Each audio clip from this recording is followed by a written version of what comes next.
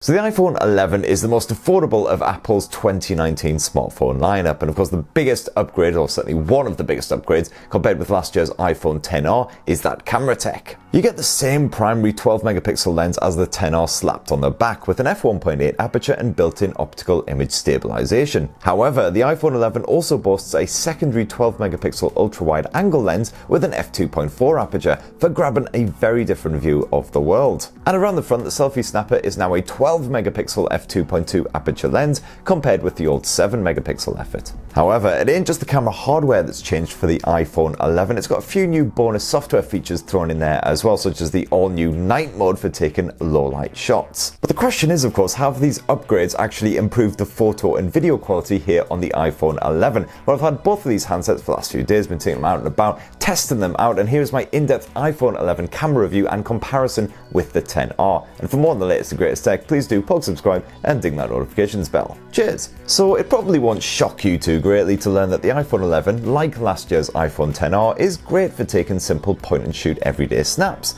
be it of touristy monuments or simply your kids and your pets doing their thing. The new 2019 handset actually captures sharper detail than last year's iPhone given matching conditions, despite using the same primary tech, although you have to zoom right into your photos to make this obvious. Viewed on a smartphone screen, the images do appear to be identical as far as sharpness goes. I also found that colours appeared ever so slightly more natural on the iPhone 11, although again in most of my test shots there's minimal difference. The camera UI has actually changed slightly here on the iPhone 11 as well. Most of the toggles have now been hidden away out of sight for a cleaner finish.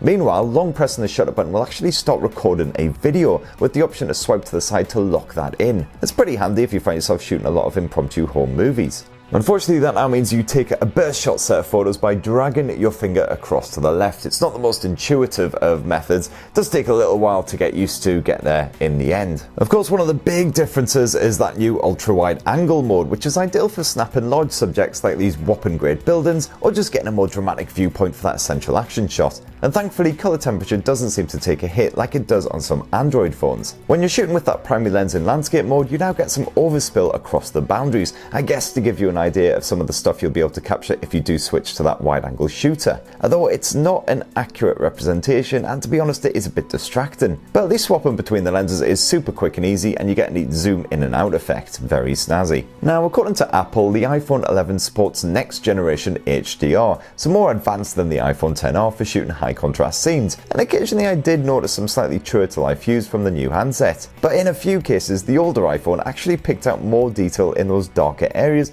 and produced less grain with the same levels of overall exposure. One step forwards, another right back again. Now, of course, one of the most hyped features here on the iPhone 11 is the fact that Apple has finally done a night mode, something that Huawei first popularized roughly 18 months ago. Using the standard auto mode on the iPhone 11, I found that the low light results were comparable to the iPhone XR, just once again with stronger detail. However, switch to the night mode, which happens automatically when the iPhone reckons it's a good idea, and you get brighter shots all round. You can control the duration of which the shot is taken, and the longer you make this, the greater the color clarity, as long as things are really dark. Unfortunately, Apple's night mode may brighten up darker elements, but it does nothing for the previously overexposed lighter elements. They're still blown out and ugly. So while it is an improvement, the iPhone 11 ain't no P30 Pro. Now swap to the portrait mode on the iPhone 11 and you can capture a great looking photo of another human being with a pleasing bokeh style background effect. And as before, you got full control over the level of blur by tapping this here aperture symbol. The portrait results on the iPhone 11 seem to be a minor upgrade on the XR. The edge detection seems a little more accurate on those stronger blur settings. And you now get the full complement of 6 studio lighting effects as well, compared with the original 3 on the XR. As ever, these are fine for picking out baldies like me and throwing out the rest of the photo into oblivion, but any complex hair often poses a problem. Now switch to video and you can once again shoot up to 4K resolution footage at 30 or 60 frames per second. And like with the iPhone XR, you still have to change the resolution in the phone settings menu instead of directly through the camera app. Why, Apple, why? I mean, seriously, for all these years I've thought this was just really bad software design, but now I'm actually starting to think it's straight up sadism. All the same, video results at that 4K level are just as strong as before. You get detail-rich picture quality with respectable color capture.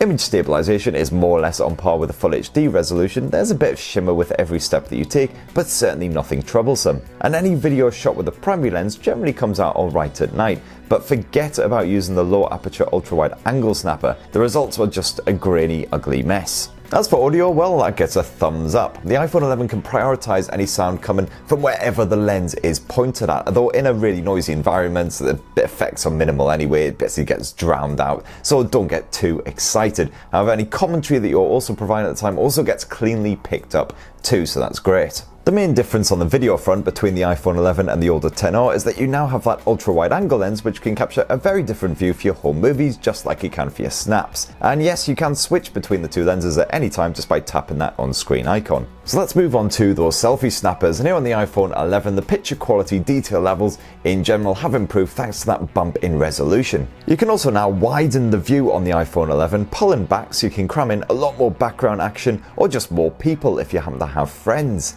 Apple claims that the HDR chops have once again been improved on the selfie snapper as well, and occasionally I did see a little less overexposure in the background when shooting on a really bright day, but honestly there's not much in it. Night shots did seem to be an improvement however, with brighter, clearer results, and of course you always get that blind and screen flash feature to help out. You also get the same portrait mode support for that selfie cam with the same set of lighting effects as the XR, including those studio efforts that make you look like you're trapped in some kind of horrific sci-fi void. Here on the original iPhone XR, of course, you can only shoot up to full HD resolution video using that front-facing 7-megapixel camera.